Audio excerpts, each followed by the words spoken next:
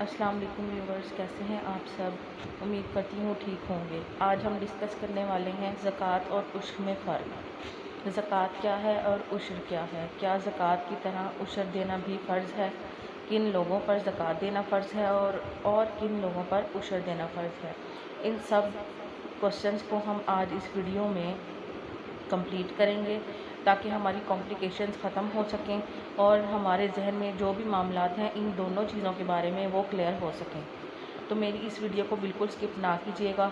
और जो लोग ज़कात और उश्र देते हैं वो तो जानते ही होंगे, लेकिन जो नहीं देते या जिनको नहीं पता इस बारे में, वो इस वीडियो को काइंडली पूरा देखें ताकि वो इस काबिल हो सकें कि अल्लाह ताला की राह में ज़कात और उश्र अदा कर सकें। अब बात करते हैं हम लोग कि ज़कात क्या है। ज़कात जैसे हम लोग जानते हैं, मेरी पहली वीडियो भी इसके बारे में बन चुकी है, आप देख सकते हैं, वो डिटेल वीडियो है ज़कात के बारे में। तो ज़कात जो है वो हम लोग अपने सालाना आमदन में से देते हैं, यानी कि अगर हमारे पास एक चीज़ मौजूद है और उसको साल हो चुका है, एक ख़ास मकदार में मौजूद है और उसे साल हो चुका है, तो फिर उस पर ज़कात फ़र्ज़ हो जाती है। अब वो कौन सी चीज़ है ये भी मैं आपको बताऊंगी और किन किन चीज़ों पर ज़कात फ़र्ज़ है और कितनी फ़र्ज़ है ये भी मैं आपको इस वीडियो में बताऊंगी। ठीक है, तो अब बात करते हैं कि हम ज़कात जो है वो किस शख्स पर फ़र्ज़ है। जिस मर्द या औरत की मलकियत में 7.5 तोला सोना या 52 तोला चांदी या नकदी या तजारत का सामान या ज़रूरत से ज़ायद सामान में से कोई एक चीज़ या इन पाँचों में से महज का मजमुआ 52.5 तोला चांदी की कीमत के बराबर हो, तो ऐसे मर्द और औरत को साहिब निसाब कहा जाता है। यानी कि सोना चांदी के अलावा अगर हमारे पास माल तजारत या फिर नकदी रकम भी मौजूद हो तो उस पर भी हमारी ज़कात वाजिब हो जाती है, तो फिर वो शख्स या औरत या मर्द वो साहिब निसाब हो जाता है। अब हम बात करते हैं कि ज़कात किन लोगों पर वाजिब होती है, तो उसके लिए क्या शर्त है। ज़कात जिन शख्स पर वाजिब होती है उसका मुसलमान होना ज़रूरी है, नसाब का पूरा होना ज़रूरी है, यानी कि साल की मुद्दत गुजरना ज़रूरी है, आकिल बालिग हो और इस पर साल गुजर जाए।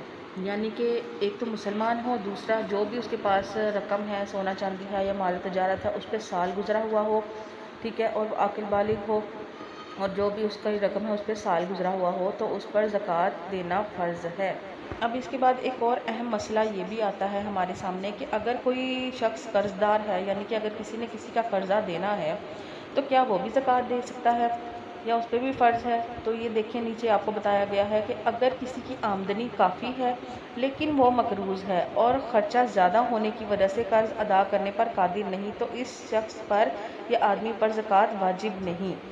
यानी इस बात का यहाँ मतलब ये है कि अगर किसी शख्स की आमदनी इतनी है कि वो आराम से अपना गुज़र बसर कर रहा है, लेकिन उसने अपना कर्ज़ भी अदा करना है, उसकी वजह से उसका ख़र्चा ज़्यादा हो रहा है, एक मिक़दार से ज़्यादा हो रहा है, तो उस पर ज़कात वाजिब नहीं होगी। वो पहले अपना कर्ज़ उतारेगा, फिर उस पर ज़कात वाजिब होगी। अब हम ये बात करते हैं कि ज़कात किन चीज़ों पर दी जाती है। तो उनमें है मादनी अशिया में जो है सोना चांदी, यानी कि एक ख़ास मिकदार में, जैसे आपको पहले बताया गया कि 7.5 तोला सोना और 52 तोला चांदी हो तो उस पर फ़र्ज़ होगी हमारी ज़कात। उसके बाद जानवरों में ऊँट की एक मिकदार हो, गाय हो, बकरी हो, और ये इस सूरत में होगा कि इस पे इन जानवरों को रखते हुए एक साल गुजर गया हो। ठीक है, फिर ज़कात उन पर फ़र्ज़ हो जाएगी। गल्लों में गेहूँ और जौ, यानी कि गंदम और जौ भी जो होती है ना, उन पे हमें एक साल गुजर गया हो, हमारे पास पड़े हों, तो उस पर हमारी ज़कात फ़र्ज़ हो जाएगी। फलों में खजूर और किशमिश अगर साल हमारे पास पड़ा रहेगा तो उस पर ज़कात फ़र्ज़ हो जाएगी। तो ये हमारी थी वो चीज़ें जिन पर ज़कात फ़र्ज़ हो जाती है। ठीक है, ज़कात के इस टॉपिक को हमने बहुत ब्रीफली और बहुत डिटेल से हमने कवर कर लिया है। उम्मीद करती हूँ कि आपको तमाम बातें ज़कात के बारे में क्लियर हो गई होंगी। कोई भी ऐसा टॉपिक नहीं है जो मैंने आपको ना बताया हो। एक चीज़ है कि अगर हमने ज़कात जो देनी है वो किसको देनी है, हम रिश्तेदारों को दे सकते हैं। जी हाँ, अगर हमारा रिश्तेदार बहुत गरीब हो, उसका गुज़र बसर आसानी से ना होता हो, तो हम उसे ज़कात अदा कर सकते हैं, फिर वो हमारी ज़कात और फ़ितराना लेने के हक़दार होंगे। ठीक है जी, तो ज़कात हम अपने रिश्तेदारों को दे सकते हैं, अगर नहीं तो हम गरीबों और मस्कीनों को दे सकते हैं। नेक्स्ट हमारा टॉपिक है उशर। उशर का बयान जो है वो मैं आपको बताती चलती हूँ। हमारे प्यारे आका सल्लल्लाहु अलैहि वसल्लम के प्यारे दीवानों, उशर का मायनी है 10واں حصہ اور اصطلاح شرح میں عشر سے مراد پیداوار کی زکوٰۃ ہے۔ یعنی کہ ایک تو زکوٰۃ ہوتی ہے نا مال کی، اب عشر کا مطلب یہ چیز ہے کہ ہماری جو پیداوار ہے، یعنی ہماری فصل، کھیت وغیرہ، زمینیں جو ہیں، اس کی زکوٰۃ دینا کہلاتا ہے عشر۔ عام معنوں میں آپ کو میں مطلب بتاتی چلوں کہ ہماری جو بھی فصلیں ہیں، پیداوار ہے، جس شخص کی فصل پیداوار، جس نے گندم جو ایک مقدار میں اگائے ہوئے ہوں، تو اس کی زکوٰۃ دینا جو کہلاتا ہے عشر، ٹھیک ہے۔ جو بعض زمینوں میں پیداوار کا 10واں حصہ ہوتا ہے، جیسے زکوٰۃ کی مالی شرح جو ہے وہ 2.5 ہے، یعنی 2.5% ہے، اسی طرح پیداوار پہ 10واں حصہ ہوتا ہے جو وہ زکوٰۃ دینا ہوتا ہے ہم نے زمینوں پر، اور بعض زمینوں پر ہم نے 20واں حصہ دینا ہوتا ہے۔ جس طرح زکوٰۃ کی ادائیگی فرض ہے، اسی طرح عشر کی ادائیگی بھی فرض ہے، یعنی کہ جیسے زکوٰۃ دینا لازم ہے مال و تجارت پر، ٹھیک ہے، اسی طرح ہمارا عشر دینا ہماری پیداوار پر بہت ضروری ہے۔ اب جن کے کھیت ہیں، زمینیں ہیں، ان کا یہ ٹاپک کلیئر ہوتا ہے۔ اس کے بعد ہمارا ایک مسئلہ اور سامنے آتا ہے، جیسے کہ آپ کو اوپر اسکرین پہ نظر آ رہا ہوگا کہ جب ہم نے فصل کی عشر ادا کر دی، ٹھیک ہے، پھر جب ہم نے وہ فصل اپنی بیچنی ہے آگے، یعنی کہ اگر گندم ہے، چاول ہے، تو اگر ہم نے وہ اس کی عشر ادا کر دی ہو اور ہم نے پھر اس کے بعد اس کو بیچ دی، تو کیا اس کی جو بیچی ہوئی رقم ہوگی اس پہ بھی زکوٰۃ فرض ہوگی؟ تو جی ہاں، اس پہ بھی زکوٰۃ فرض ہوگی، کیونکہ آپ صاحب نصاب پہلے سے ہی ہوں گے، تو ہی آپ نے عشر ادا کیا ہے، اور تو ہی آپ نے جو ہے باقی اپنی چیزوں پر زکوٰۃ ادا کی ہے، تو اسی طرح اس کی رقم ملنے والی رقم پر بھی زکوٰۃ ادا ہوگی، اور اس کا سال گزرنا ضروری نہیں ہوگا۔